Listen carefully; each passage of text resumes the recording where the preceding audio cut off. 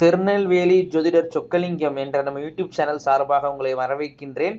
ஸ்கிரீன்ல ஸ்க்ரால் ஆகக்கூடியபடி செயல்படுங்க. வாங்க நம்ம அனைவருக்கும் வணக்கம். என்னிடம் ஜோதிடம், ஜாதகம், திருமண பொருத்தம், குலதெய்வம் அறியாதவங்க குலதெய்வம் அறிய, பிறந்த குழந்தைகளுக்கு அரிச பேர் சூட்ட போன்ற அஸ்ட்ராலஜிக்கல் கன்சல்டேஷனுக்கு தாராளமாக நீங்கள் அணுகலாம். என்னிடம் ஜோதிட பரிகார புத்தகங்கள் தேவைப்படுறவங்க ஸ்க்ரீனில் ஸ்க்ரோல் ஆகக்கூடிய டெலிகிராம் நம்பருக்கு மெசேஜ் பண்ணுங்கள்.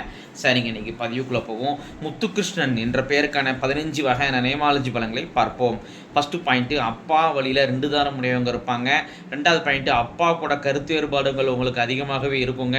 3வது பாயிண்ட்டு, உடம்புல நோய் எதிர்ப்பு சக்தி உங்களுக்கு கம்மியாகவே இருக்கும், இம்யூனிட்டி பவர் கம்மியாகவே இருக்கும். இதனால் அடிக்கடி ஹெல்த் பிரச்சனைகள் உங்களுக்கு வரும். 4வது பாயிண்ட்டு, நடக்க போகிறதெல்லாம் முன்னக்கூட்டிய யூகிக்கக்கூடிய உள்ளுணர்வு இன்ஸ்டிடியூஷன் பவர் உங்கள்கிட்ட இருக்குங்க.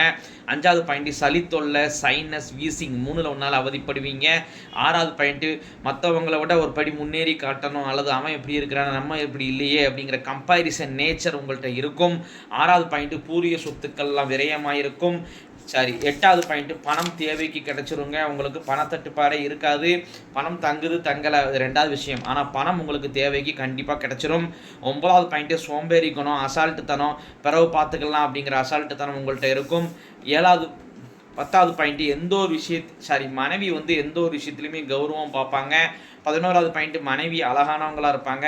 12வது பாயிண்ட்டு, மனைவிக்கு அன்ஸ்டேபிள் மைண்டாகவே இருக்கும். அதாவது எந்த ஒரு விஷயத்துலையும் நிலையான முடிவு எடுக்க தெரியாது, குழம்பிக்கிட்டே இருப்பாங்க. 13வது பாயிண்ட்டு,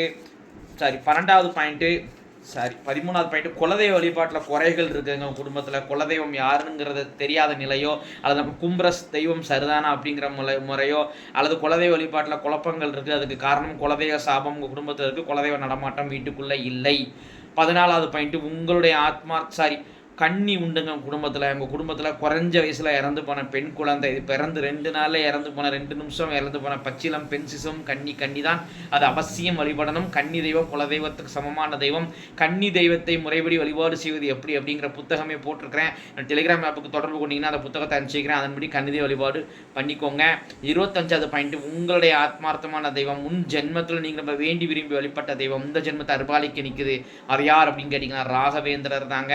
இத்துடன் முத்துகிருஷ்ணன் என்ற பெயருக்கான 15 வகையான நேமாலஜி பலன்கள் முடிவடைகின்றன. இப்போ பேரை வச்சே 15 பலன் துல்லியமாக சொல்கிறேன். நான் உங்கள் ஜாதகத்தை சின்ன அதிகமாக உள்ள துல்லியமாக சொல்லுவேன் அப்படிங்கிறத யோசிச்சு பாருங்கள் நண்பர்களே. ஸோ ஒரு முறை அஸ்ட்ராலஜிக்கல் கன்சல்டேஷனுக்கு வாங்க. நன்றி நேயர்களே, நன்றி, வணக்கம்.